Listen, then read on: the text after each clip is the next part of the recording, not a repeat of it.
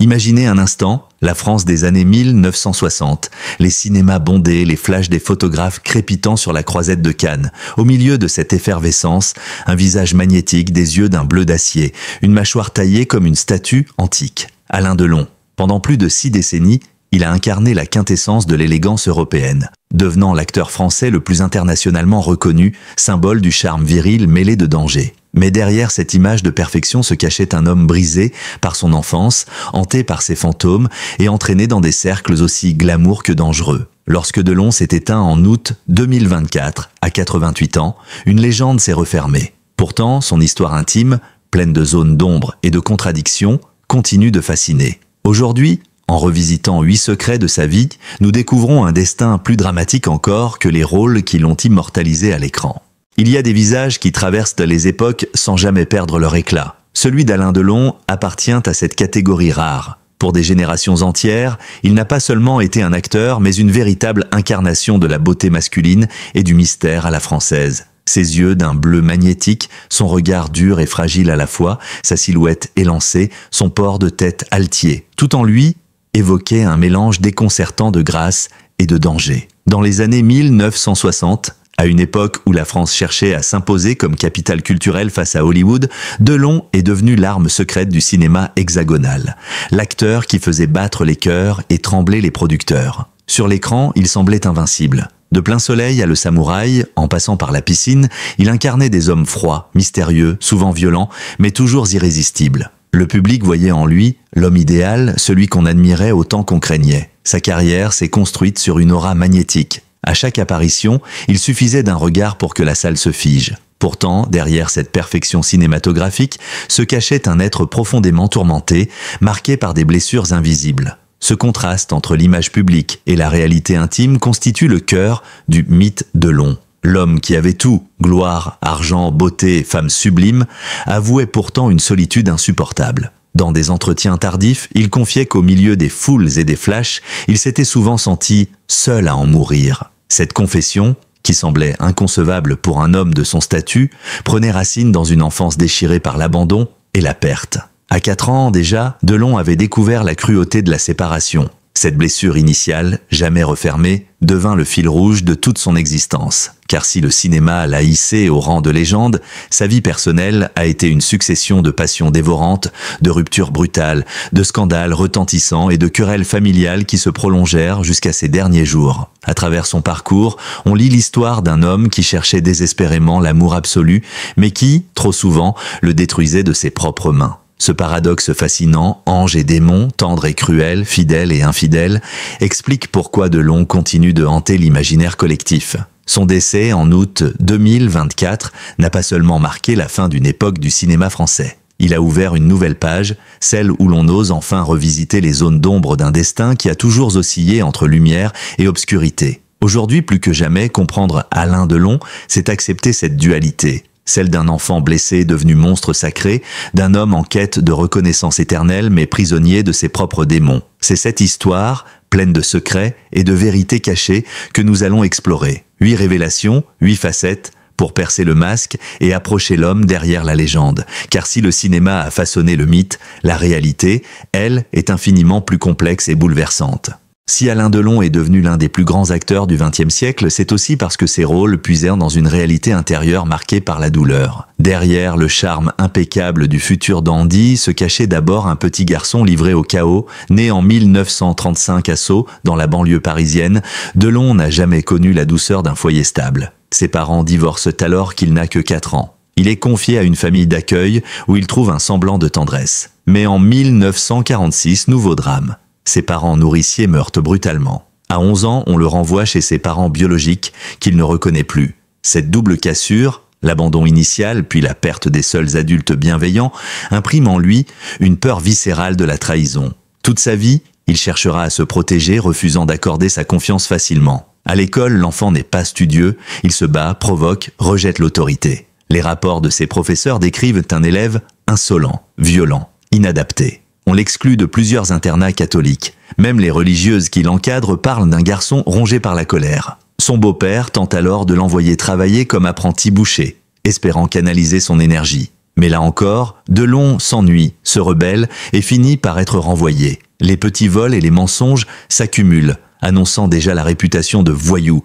qui collera longtemps à sa peau. À 17 ans, la famille Allais n'a plus de solution, direction l'armée. Il s'engage dans la marine nationale et part pour l'Indochine, en pleine guerre coloniale. Là, entre 1953 et 1956, il découvre la dureté du monde adulte. Les combats, la mort, l'humidité étouffante, les camarades fauchés par les balles, tout cela forge en lui une carapace glaciale. Un jour, accusé d'avoir volé un véhicule, il échappe à la prison militaire en acceptant une mission dangereuse sur le front. Ce face-à-face avec la violence marquera profondément son jeu d'acteur. Plus tard, lorsqu'il incarnera des tueurs impassibles ou des anti-héros cyniques, il puisera dans ses souvenirs. De retour à Paris, la démobilisation ne lui offre pas de stabilité. Il enchaîne les petits boulots, porteur aux halles, serveur, vigile. Mais ses fréquentations traînent du côté de Pigalle, au milieu des prostituées, des truands et des noctambules. Dans ce Paris interlope des années 1950, Delon se forge une réputation de dur à cuire, aussi séduisant qu'imprévisible. Il n'est pas encore acteur, mais déjà une légende de quartier. Le destin, pourtant, veille. En 1957, il croise la route de Jean-Claude Brialy, jeune comédien déjà introduit dans les milieux du cinéma. Brialy repère ce visage de cinéma, cette aura magnétique, et l'emmène avec lui au Festival de Cannes. Sur la croisette, Delon attire aussitôt les producteurs. Il voit en ce garçon de 22 ans, au regard perçant, un futur Marlon Brando européen. Quelques mois plus tard, il obtient son premier rôle dans Quand la femme s'en mêle, 1957. Puis vient Christine, 1958, où il donne la réplique à Romy Schneider. La métamorphose est en marche, l'enfant abandonné, le voyou de banlieue, le soldat perdu devient la coqueluche du cinéma. Ce parcours improbable, de l'orphelinat à la croisette, nourrit l'aura de Delon. Contrairement à d'autres acteurs issus de familles si bourgeoises ou de conservatoires prestigieux, lui arrivent des bas-fonds. Cette origine chaotique, loin d'être une faiblesse, devient sa force. Elle lui donne cette intensité unique, cette capacité à incarner la rage, la solitude, la noirceur. Le futur samouraï du cinéma français vient de naître.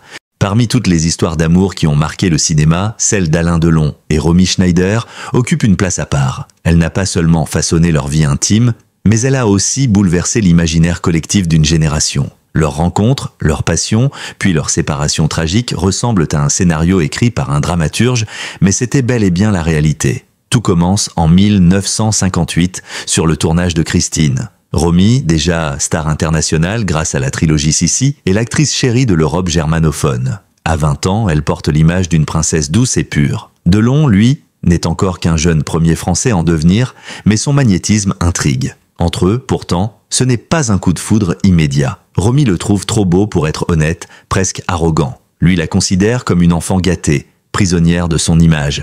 De plus, ils ne parlent pas la même langue.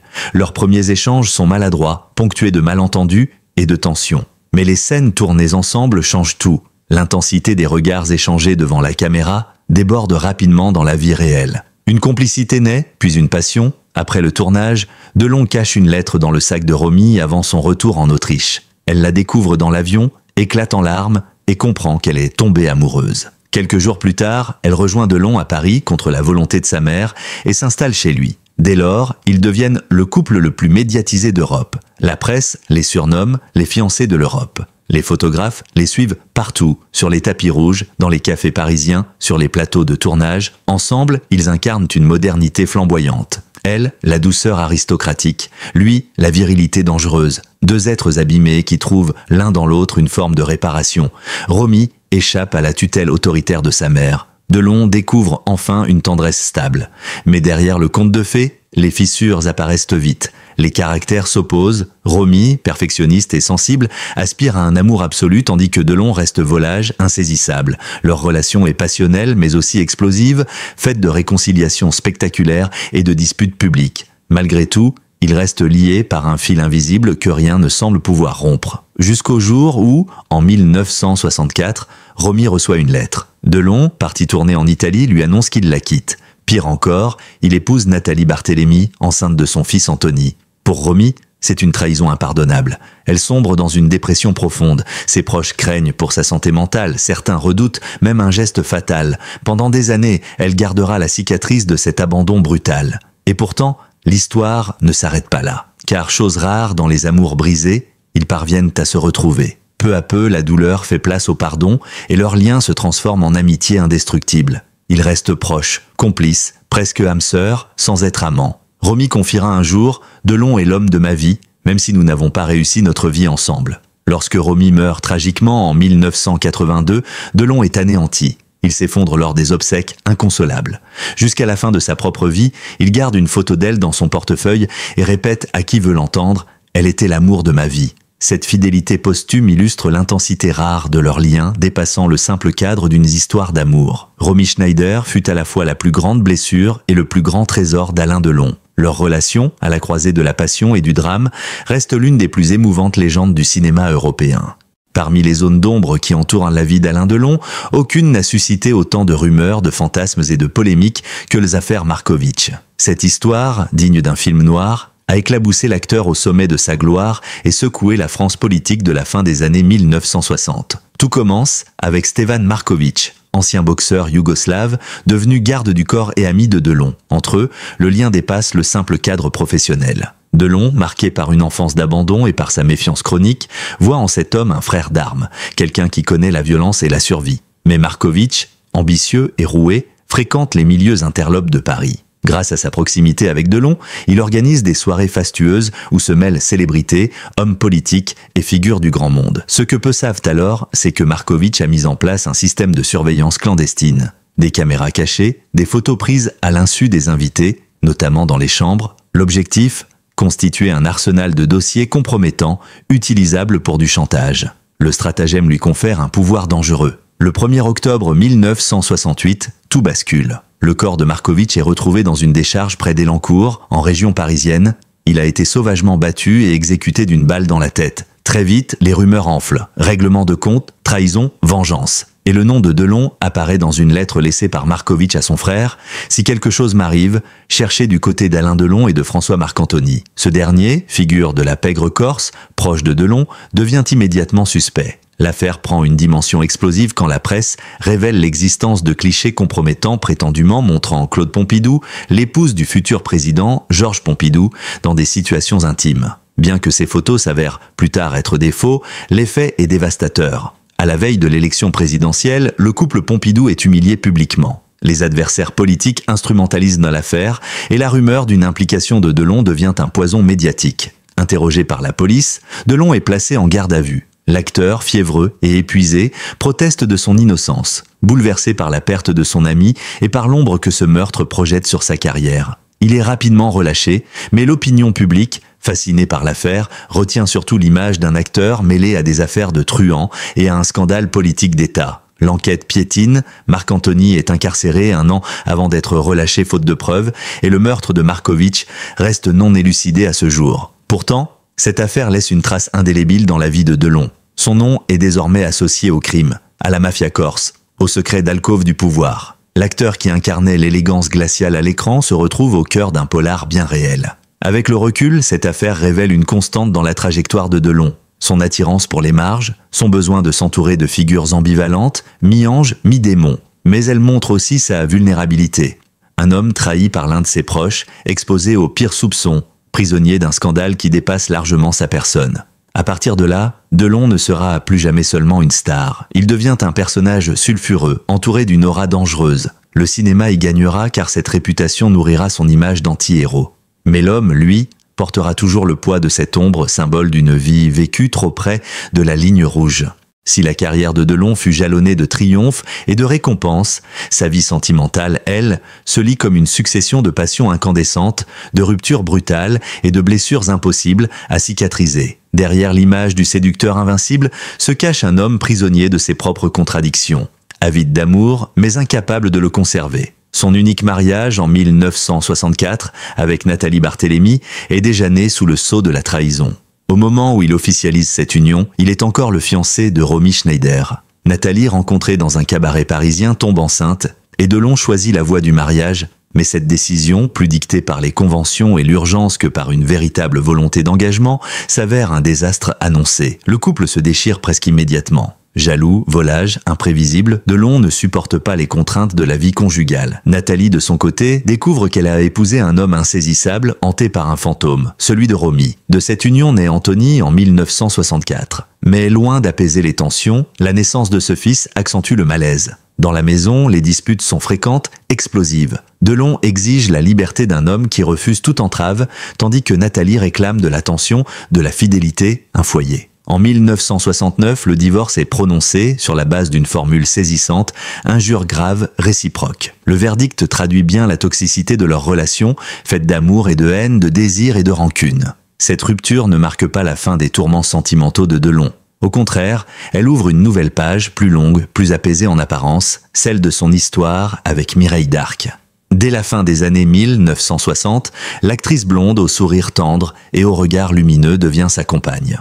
Pendant 15 ans, ils forment un couple admiré, respecté, presque exemplaire. Mireille, à la fois douce et forte, parvient à canaliser les colères de Delon, à lui offrir une stabilité qu'il n'avait jamais connue. Avec elle, il découvre une forme d'équilibre, une complicité qui dépasse la simple passion charnelle. Mais même cette relation, pourtant solide, n'échappe pas à l'instabilité chronique de Delon. L'acteur reste un homme insatiable, attiré par la nouveauté, par la séduction. Le couple finit par se séparer au début des années 1980, mais leur affection mutuelle ne s'éteindra jamais. Jusqu'à la mort de Mireille d'Arc, en 2017, Delon restera à ses côtés, veillant sur elle comme sur un trésor perdu. Dans ses rares confidences, il avouera que Mireille fut, après Romy, l'un des 2 grands amours de sa vie. À la suite de cette rupture, Delon s'engage dans une nouvelle relation avec Rosalie van Bremen, mannequin néerlandaise de 20 ans sa cadette. Ensemble, ils ont 2 enfants, Anouchka et Alain Fabien. Mais là encore, la stabilité ne dure pas. Leur histoire, commencée sous le signe de la passion,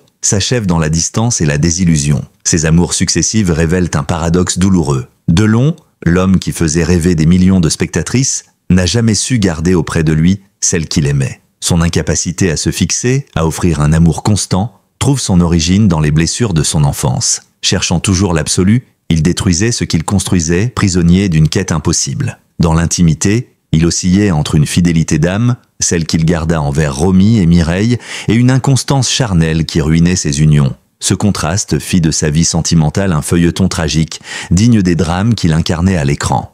S'il est une histoire qui illustre la dureté et les contradictions d'Alain Delon, c'est bien celle d'Harry Boulogne, le fils qu'il n'a jamais reconnu. Cet épisode, douloureux et jamais refermé, révèle la part la plus sombre de l'acteur, celle d'un homme capable d'une grande fidélité envers certains proches, mais aussi d'un rejet implacable envers d'autres, même de son propre sang. L'affaire remonte au début des années 1960. À cette époque, Delon entretient une liaison brève mais intense avec Nico, la chanteuse allemande devenue égérie du Velvet Underground. En 1962, elle met au monde un fils, Christian Aaron Pevgen dit Harry. Rapidement, Nico affirme qu'Alain Delon est le père de l'enfant. Mais l'acteur nie avec véhémence. À ses yeux, cette relation n'était qu'une passade, une aventure sans lendemain. Devant ses amis, il lâche une phrase brutale restée célèbre « Tu n'as pas mes yeux, tu n'as pas mes cheveux, tu n'es pas mon fils ». Pourtant, la grand-mère paternelle d'Harry, Édith Boulogne, mère d'Alain Delon, prend l'enfant sous sa protection. Convaincue qu'il s'agit bien de son petit-fils, elle l'élève, l'adopte même officiellement, lui donnant son nom, Harry Boulogne. Cette reconnaissance indirecte place Delon dans une situation paradoxale. Alors que lui refuse catégoriquement de reconnaître l'enfant, sa propre mère choisit de l'accueillir. Le conflit familial, silencieux mais profond, dure toute la vie. Pour Harry, ce déni fut une blessure irréparable. Grandir en sachant que l'homme le plus célèbre de France, celui que toute l'Europe admirait, refusait de le reconnaître, fut un poids terrible. Photographe et artiste, Harry tenta de se construire une identité en dehors de cette filiation écrasante. Mais son parcours fut marqué par les excès, la dépendance, les errances. Dans ses rares interviews, il évoquait cette absence paternelle comme une condamnation. « Toute ma vie, j'ai attendu un geste de lui, il n'est jamais venu. » Alain Delon, de son côté, resta inflexible. Dans les années 1980, alors que la presse relançait le débat, il réaffirma son refus. « Je n'ai eu qu'un seul fils à cette époque, Anthony. » Cette froideur choqua, d'autant plus qu'elle contrastait avec l'image d'un homme capable de loyauté envers Romy ou Mireille. Mais Delon semblait incapable de céder, comme s'il avait besoin de tracer une frontière nette entre les enfants qu'il choisissait et ceux qu'on lui imposait. Le destin d'Harry prend une tournure tragique. Fragilisé par une vie d'excès, par une santé précaire et par le poids de ce rejet, il meurt en 2023, à l'âge de 60 ans, dans un appartement parisien, seul, rongé par l'amertume. Jamais Delon n'aura prononcé de mots publics de reconnaissance ou de réconciliation. Ce drame familial illustre la part la plus paradoxale de Delon.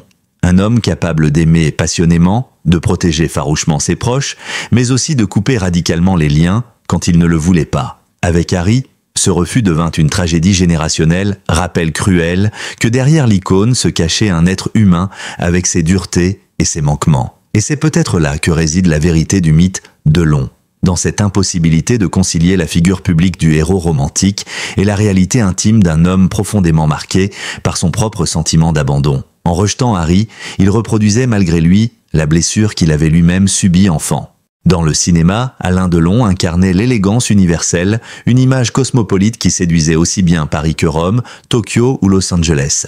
Mais dans la vie publique, surtout à partir des années 1990, ses prises de position politiques ont souvent choqué, divisé et terni son aura internationale. L'homme qui avait fait rêver le monde entier se révélait porteur d'opinions tranchées, parfois brutales, qui rappelaient le côté rugueux de son caractère. Dès les années 1980, Delon n'hésite pas à donner son avis sur la société française. Fervent partisan de l'ordre et de l'autorité, il déclare à plusieurs reprises regretter l'abolition de la peine de mort, pourtant abolie en 1981 sous François Mitterrand. Dans un entretien télévisé, il lâche une phrase qui marquera les esprits. « Certains crimes méritent la peine capitale, je le pense et je le dirai toujours ». Cette position, en contradiction avec l'évolution de la société, suscite de vifs débats. Pour certains, Delon reste fidèle à son image d'homme intransigeant. Pour d'autres, il apparaît comme figé dans une époque révolue. Mais c'est au sujet du mariage pour tous, en 2013, que Delon provoque l'un de ses plus grands scandales médiatiques. Invité sur un plateau de télévision,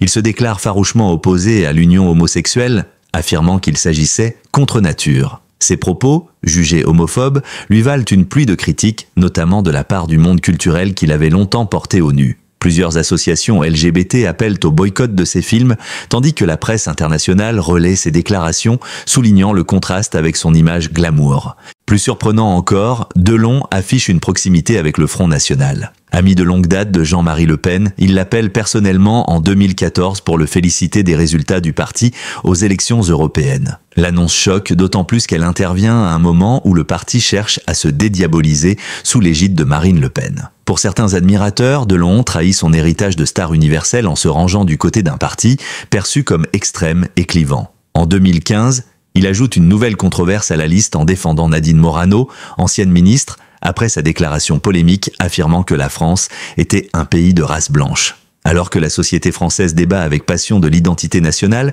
Delon prend parti. Elle a eu le courage de dire tout haut ce que beaucoup pensent tout bas. Cette sortie provoque un tollé, accentuant son isolement médiatique. Ces prises de position révèlent un paradoxe. L'acteur qui avait incarné, sur les écrans, la sophistication et l'ouverture européenne, se montrait dans la vie réelle conservateur, attaché à des valeurs d'un autre temps. Ses propos, souvent perçus comme abrupts, renforçaient l'image d'un homme en décalage avec son époque. Pour ses partisans, Delon restait fidèle à lui-même, franc, direct, refusant de se plier au politiquement correct.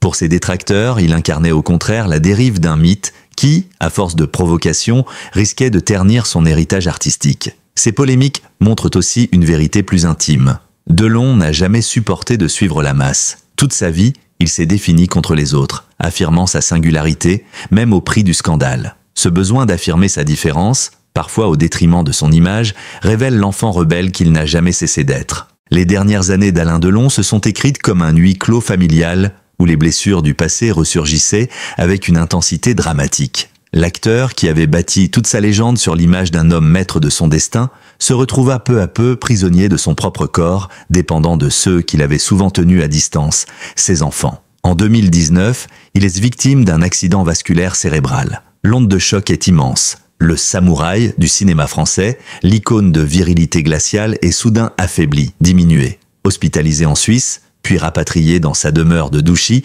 il entame une longue convalescence. Mais cet affaiblissement ouvre la porte à un drame intime, celui des querelles d'héritage. Delon vit alors avec Hiromi Rollin, compagne discrète mais contestée par les enfants de l'acteur. En 2023, Anthony, Anouchka et Alain Fabien déposent plainte, accusant Hiromi d'abus de faiblesse et de manipulation. La bataille judiciaire éclate sous l'œil avide des médias. Hiromi est évincé, mais le ver est dans le fruit. Les enfants, à leur tour, se divisent. Anthony, le fils aîné, dénonce publiquement l'influence de sa sœur Anouchka, décrite comme la préférée de leur père. Il accuse « Mon père est affaibli, vulnérable. Ses décisions ne sont plus les siennes ». De son côté, Anouchka se défend, affirmant qu'elle protège son père contre les manigances extérieures. Alain Fabien, le cadet, oscille entre les deux camps, accentuant la confusion. Ces disputes éclatent au grand jour, transformant l'intimité de Delon en feuilleton judiciaire et médiatique. Pour le public, qui avait idéalisé la figure du séducteur, l'image est déchirante. Le héros de la piscine n'est plus qu'un vieil homme assis dans un fauteuil, spectateur impuissant de la guerre de ses enfants. En avril 2024, la justice tranche. Delon est placé sous curatelle renforcée, signe qu'il n'est plus jugé capable de gérer seul ses affaires. L'homme qui avait toujours revendiqué un contrôle absolu sur sa vie, ses choix, ses amours, se retrouve désormais dépendant d'une décision judiciaire. Pour lui, c'est une humiliation ultime. Au-delà des batailles d'avocats, la question de l'héritage hante les débats. La fortune de Delon, estimée entre 50 et 200 millions d'euros, attise les convoitises. Mais ce qui frappe le plus, c'est le déchirement affectif. Dans ces moments de lucidité, Delon aurait confié à des proches « Pourquoi mes enfants ne s'aiment-ils pas ? Je n'ai pas su leur donner ce que je cherchais moi-même toute ma vie. L'unité, l'amour. » Ces mots résument toute la tragédie d'un homme qui, malgré la gloire, n'a jamais guéri de ses blessures d'enfance. Dans ce climat tendu, une seule présence lui apporte du réconfort, son chien Loubo, un berger malinois dont il parle comme de son compagnon de fin de vie. « Mon chien m'aime sans condition, sans question. C'est un amour pur, répétait-il. Cette fidélité animale, simple et inaltérable, contrastait cruellement avec les guerres humaines qui l'entouraient. Lorsqu'il s'éteint en août 2024, entouré malgré tout de ses 3 enfants, une forme de réconciliation fragile semble avoir eu lieu au chevet du patriarche. Mais l'image finale qui reste est celle d'un homme seul, trahi par ses proches, prisonnier de son corps, se raccrochant à la seule loyauté qu'il jugeait absolue, celle d'un chien. Ainsi s'achève le parcours d'Alain Delon, dans la solitude et le tumulte, à l'image d'une vie marquée par les contradictions. Héros et victime, aimé et contesté, glorieux et déchu, il laisse derrière lui un héritage immense, mais aussi une blessure familiale béante qui continue de fasciner et de troubler. Lorsque s'éteint Alain Delon, en août 2024, la France perd plus qu'un acteur. Elle dit adieu à l'un de ses derniers mythes vivants. Mais ce mythe n'était pas seulement forgé par la beauté glaciale d'un visage ou par l'élégance d'une silhouette immortalisée par le cinéma. Il reposait sur une tension permanente entre la lumière et l'ombre, entre la gloire et la solitude, entre le désir d'aimer et l'incapacité à construire une paix durable. Delon fut un enfant brisé, marqué à jamais par le double abandon de ses premières années. Cette blessure originelle l'a conduit à rechercher toute sa vie une forme d'amour absolu qu'il ne parvenait pas à retenir. Ses relations passionnées, avec Romy Schneider, Mireille Darc, Rosalie Van Bremen, furent autant de tentatives pour combler ce vide. Mais la passion, chez lui, se consumait toujours trop vite, laissant derrière elle des cendres douloureuses. Il fut aussi un homme de contradiction, loyal jusqu'au bout envers certaines figures, d'une cruauté glaciale envers d'autres. Il n'a jamais reconnu Harry Boulogne, son fils présumé, alors même que sa propre mère avait choisi de l'adopter. Ce rejet, reflet cruel de ses propres blessures d'enfance, restera l'un des aspects les plus sombres de son héritage humain. L'acteur qui, à l'écran, incarnait la modernité cosmopolite, se révéla dans la vie publique attaché à des positions politiques clivantes, parfois choquantes. En affichant ses sympathies pour le Front National, en rejetant le mariage homosexuel, il a brisé l'image universelle qu'il avait bâtie. Mais fidèle à lui-même, il assumait ses opinions, quitte à diviser, comme si toute concession eût été une trahison de son identité. Ces dernières années résument toute la tragédie de son parcours, un homme autrefois tout-puissant, réduit à l'impuissance par la maladie, spectateur d'une guerre d'héritage qui opposait ses enfants. Lui qui avait rêvé d'unité dut se résigner à voir sa famille en se déchirer. Sa seule consolation fut l'amour inconditionnel de son chien Loubo, symbole poignant de ce qu'il avait toujours recherché. Une affection sans condition, sans mensonge, sans trahison. Et pourtant, malgré ses zones d'ombre, Delon demeure une figure inoubliable. Ses films continuent de fasciner. De Plein Soleil à Le Samouraï, en passant par La Piscine. Sa beauté, son intensité, sa froideur calculée resteront gravés comme l'expression ultime du cinéma européen des années 1960 et 1970. Plus encore, sa vie elle-même, faite de scandales, d'amours impossibles et de blessures, est devenue une légende parallèle où l'homme et le personnage ne cessent de se confondre. Peut-être est-ce là que réside la clé du mystère Delon, dans cette impossibilité de séparer l'acteur de l'homme. Il fut à la fois le samouraï implacable et l'enfant abandonné, l'amant passionné et l'homme solitaire, l'icône universelle et le citoyen controversé. Ces contradictions l'ont rendu insaisissable, donc éternel. En refermant le livre de sa vie, on mesure combien son destin incarne la condition humaine dans ce qu'elle a de plus bouleversant. La quête désespérée d'amour,